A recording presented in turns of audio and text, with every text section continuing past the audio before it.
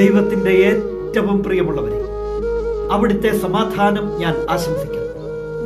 ഇന്ന് കർത്താവ് നമുക്ക് നൽകുന്ന ദൂത് വിശുദ്ധ ലൂക്കാ എഴുതിയ സുവിശേഷം 18-ാം അധ്യായം 7-ാം തിരുവചനം. അങ്ങനെയെങ്കിൽ രാവും പകലും തന്നെ വിളിച്ച് കരയുന്ന തൻ്റെ തെരഞ്ഞെടുക്കപ്പെട്ടവർക്ക് ദൈവം നീതി നടത്തിക്കൊടുക്കുകയില്ലേ? അവിടുന്ന് അതിന് കാലവിളംബം വരുത്തുമോ? ഒരിക്കലുമില്ല. ദൈവം വൈകില്ല. ആ ദൈവത്തെയല്ലേ രാവും പകലും വിളിച്ച് കരയുന്നതും പ്രാർത്ഥിക്കുന്നതും?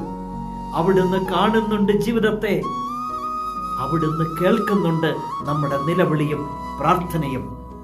ദൈവം വൈകില്ല. തക്ക സമയത്ത് അവിടുന്ന് നമ്മെ ഉയർത്തും. നമ്മുടെ പ്രാർത്ഥനകൾക്ക് മറുപടി ഉണ്ടാകും. ഭഗ്നാശരാകാതെ നിരന്തരം നമ്മൾ പ്രാർത്ഥിക്കണം.